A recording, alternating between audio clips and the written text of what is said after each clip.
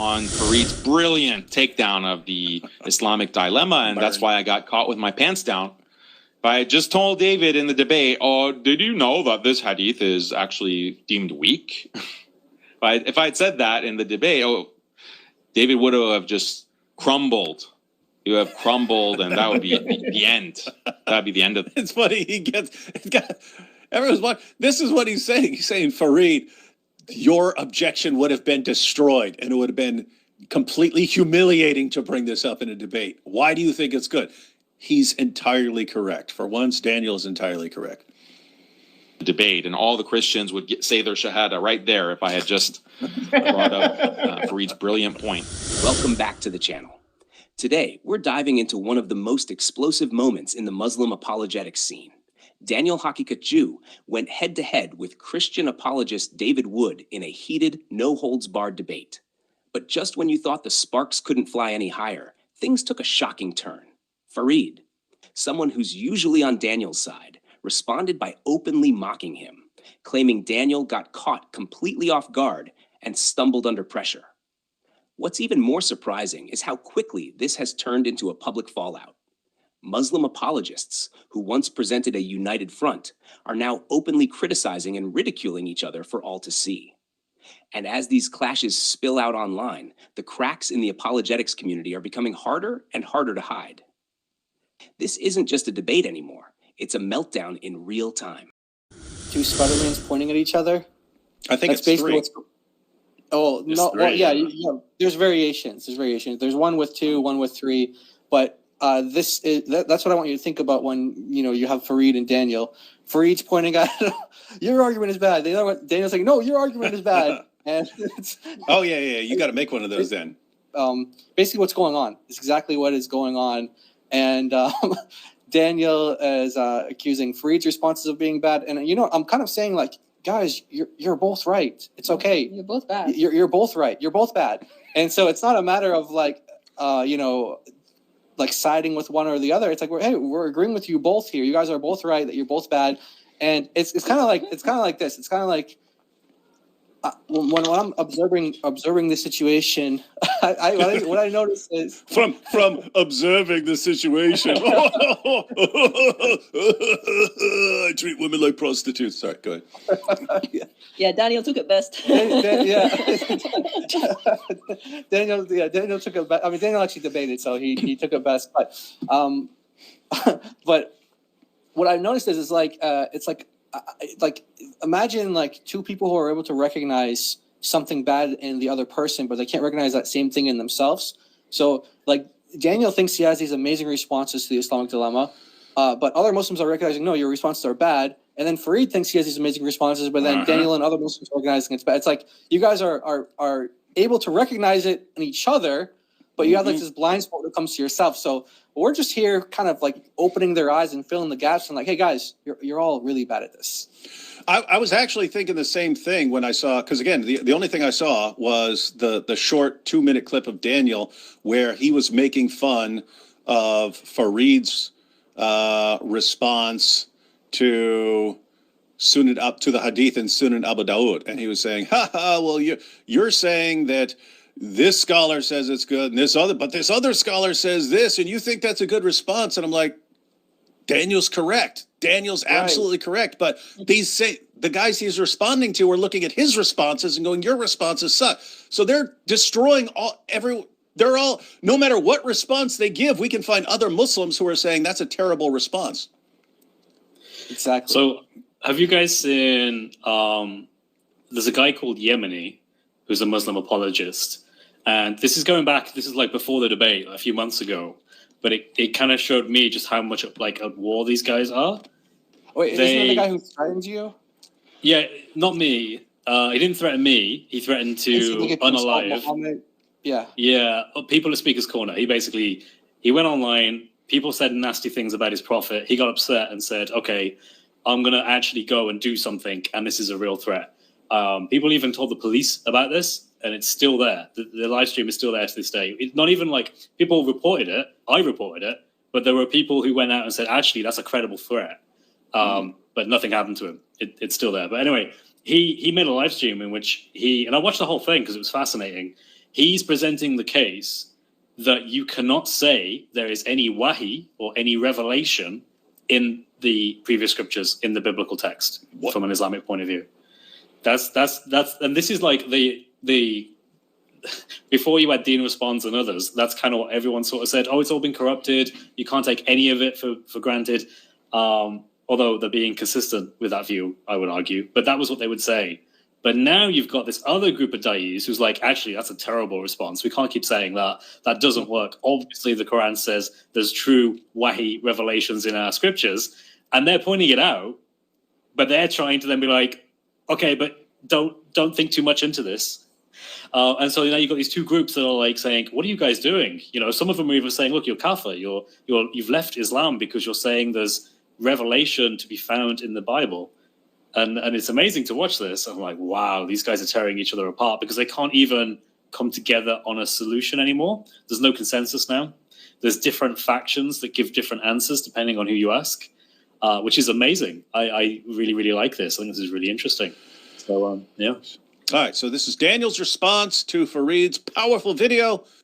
Farid said that Daniel got caught with his pants down. Awful, awful, awful stuff. Got caught with his pants down, and Farid told him how he should have responded using Farid's powerful videos we went through. Weren't very impressed, but maybe Daniel's going to be impressed. Maybe he'll ponder the error of his ways and realize that he should do what Farid does and just pick and choose, play the scholar game. All right, let's see what happens. So going back to Farid, realize that he should do what Farid does and just pick and choose, play the scholar game. All right, let's see what happens. So going back to Farid, this morning, I went and looked at these 3 videos. Like, going back to Farid. What was the critical piece of information, the critical argument that Farid presented on the Islamic dilemma that I missed? And I got caught with my pants down. What was it? So I go watch. And this one video is 5 minutes or almost 6 minutes. The other one's 16 minutes. In that 5-minute video, he talks about the hadith that is in Abu Dawood, I believe, where the prophet. You don't even know where it is? He believes. He should have checked before this video, but he was so in his feelings. He just pressed record. It was narrated by Muhammad's nephew. Oh yeah. Oh yeah. He didn't Google Ibn Abbas. Oh, he hasn't responded to that yet. He hasn't responded to that yet about this mistake he made. I think he knows because so many people have said it, but he's just too proud. Even Farid has been pointing. Even Farid said that, and there are Muslims who are commenting like, "Wait, who said that?" And then and then they found out it was Daniel. Prophet sallallahu alaihi wasallam is with the Jews, and they bring out the Torah, and the Prophet sallallahu alaihi wasallam places the Torah or tells them to place on a cushion, the judgment cushion, as David would calls it. This is the hadith he often cites. And Farid's big contribution is that, yes, Al-Albani considers this hadith to be Hasan, but another scholar, Arnaout, says that this hadith is weak. Therefore, you shouldn't be using this hadith. So David debunked. Our whole Islamic dilemma is debunked. It's weird how Daniel. He just did. It's weird how Daniel has the basic level of common sense to understand this would not work well in a debate. Because He's 100% right now. He's absolutely. Daniel Haqiqatjou is right on this. If he had said this, but David, there's a scholar who says this. Again, I would have went Al-Albani. I would have said Abu Dawood affirmed it. I would have said people like Ibn Kathir quote it. And I would have said, but if you're getting different results using your methodology, I guess Sheikh Yasser Qadi was right when he said your methodology cannot stand up to scholarly scrutiny or academic scrutiny. That would not have helped in any way. There's no one who watched the debate who would have been like, wow, great point, Daniel. No one. And yet it's what Farid is saying Daniel should do. So I have to agree with Daniel on this one. Terrible response, Farid. Really? Like this is perfect. Because This is one like- scholar weakens the hadith because of the one person in the chain, the argument is debunked, or that hadith is now debunked. Like, we can't refer to this hadith. Al-Albani says it's Hasan. So this is, Thank you, Daniel, for giving part of the response I would have given if Farid were to try that. Farid, come on, man. Open invitation. We can debate this issue, and you can use your brilliant point about about the hadith in Abu Daud. the level of argumentation of someone like Farid, and it's not just this one video. Like, this is his approach to many things. It's a deliberate focus on the trees to miss the forest. Like, the lowest tier kind of intellectually lazy argument that you can make is this kind of argument. Wow. He's right. Go down. Gosh, right on the money, man.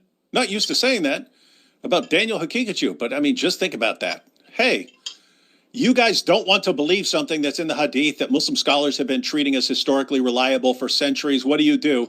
Let's look for a scholar who says that someone in the chain of transmission was unreliable, and let's just say, therefore we can throw it out. Well, great. We can throw out your entire methodology just by quoting Sheikh Yasser Qadhi. And we don't have to believe anything about your prophet. And we could go agree with Robert Spencer and Jay Smith that Muhammad maybe didn't even exist. Why, Farid? We'd be doing the same thing you're doing. Anyway. That there is one scholar somewhere that found this hadith weak, so therefore you can't use it. Sorry, man, this is not a good argument. This is not a good approach. And this is Correct. all that's, I shouldn't say all that Farid does, but a lot of what he does in his responses are to just weaken reports that are used to criticize Islam. Weaken reports. So something is used to criticize Islam, and he's saying what a lot of what Farid does is he'll just look for a way to dismiss the hadith, not realizing that every single time you dismiss a hadith, especially if it's one that's been treated as historically reliable for centuries, you're actually supporting Sheikh Yasser Qadhi's claim that this is a giant mess. What is this? Sheikh Yasser Qadhi's claim that this is a giant mess. What is this stuff? When there's a much easier explanation that you can give. Number one, there's another interpretation of that hadith that you can give that is not problematic at all. It doesn't have any problematic implications. Like, why are you conceding David Wood's reading of that hadith? Oh, so that's actually an interesting point. He's saying that Farid, Why are you conceding? Why are you conceding what Allah and Muhammad say about this hadith? Right. About this issue? yeah, he's suggesting that Farid is doing this because he can't respond to your point. But like you said, you have the Quran that makes the same point. So how would Farid get around those passages? I don't know. The miracle of reinterpretation. Yeah. Alhamdulillah, the miracle. I know why he conceded, because that's the only way to read it. There's no other way to read it and come to a different conclusion. True. Yeah. That's That's matter of fact, guys, someone could make a video about this as a dilemma. You either grant the clear meaning, in which case the Islamic dilemma follows and Islam self-destructs, or you have to do what Farid does and look for a way to dismiss the hadith, in which case you're exposing the entire system and Islam's going to self-destruct again. So take your pick. Either way, Daniel's way or Farid's way, Islam is self-destructing right in front of everyone's faces. What's the alternate reading that doesn't make it problematic anymore? Yeah, is he about to tell us? You just read it Exactly. and have your voice go higher and higher? Like, how do you read this that makes it not a problem? Yeah, you just have to read it in a way that completely contradicts what it says and what the Quran says. Well, why not? Farid, you giant idiot, when you read it, you don't have to dismiss it. All you have to do is say, when Muhammad says, I believe in you and in the one who revealed you, he means, I believe that this dumb book has been corrupted and we should never trust it. That's all you have to do. Proper Just do it reading like is with that. You got to properly read it with your fingers like this. That way it's the opposite of what you're saying. That's the proper reading. Question the reading of his interpretation of the hadith. Don't start like degrading the hadith or weakening it and saying just because one scholar did, okay, well, David Wood can say, okay, I don't need to go to Arnaut. I can look at what Al-Albani says. Do you take Al-Albani as an authority?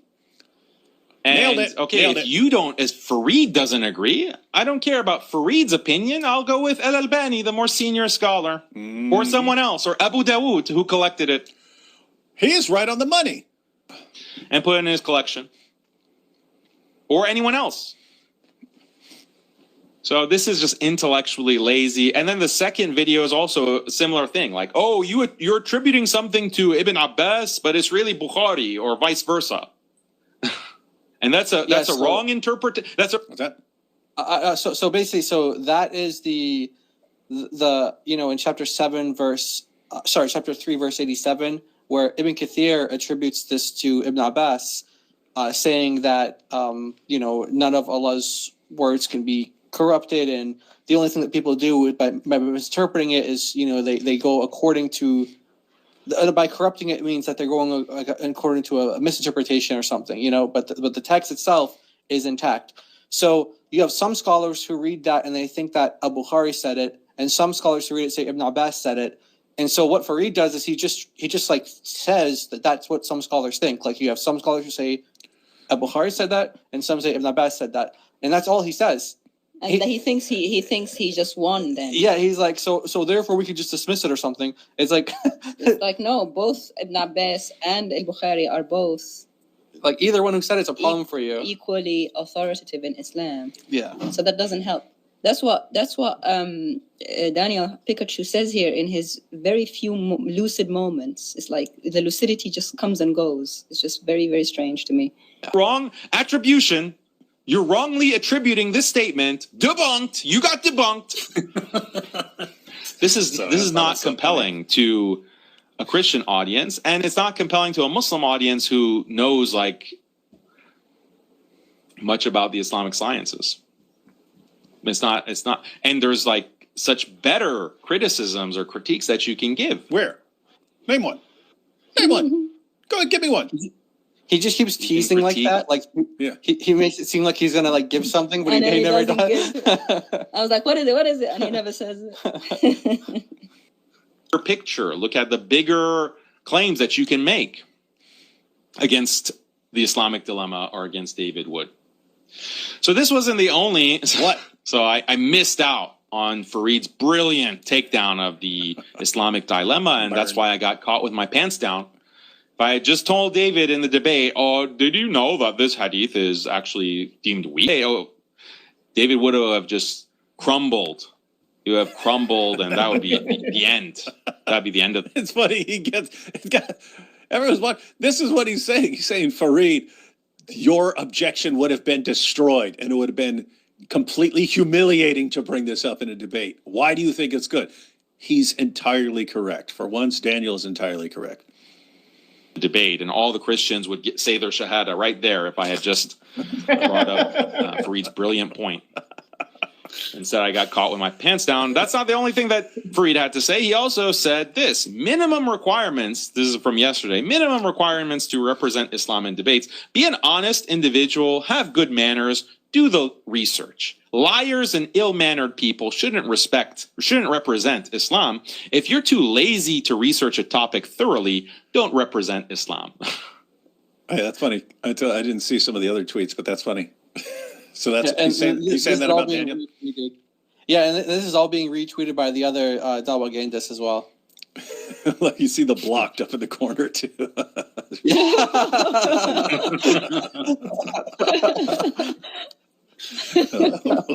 These guys are awesome, man. Yeah. Oh, hey, Islam's in safe hands with these guys. So all these Christians are taking Farid's statements, by the way, these tweets, and they're spreading them. They're like, even the Muslims, even another Muslim apologist That's true. says that Daniel failed. Mm-hmm. He shouldn't be representing Islam. So they're point. they're taking the words of Farid. Yep, we are. And We are. again, like Farid, when have you debated? When has Farid debated anyone? Fair point. He's got me agreeing with him again.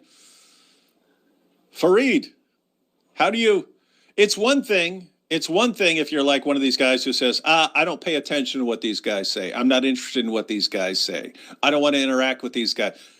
You make video after video after video after video about us. So you're obviously interested. You're obviously watching all of our stuff. And you're claiming that there's a much better approach in a debate than what Daniel just said. How are you sitting here saying, hey, here's what a debater should be like, and here's what a debater should be doing, and here's the arguments that a debater should be using. And I'm sitting there telling you, I agree to debate you on the exact same topic, and you can show that you do a better job, and I will use the exact same opening statement so you can be prepared more than any person has ever been prepared for a debate in his entire life.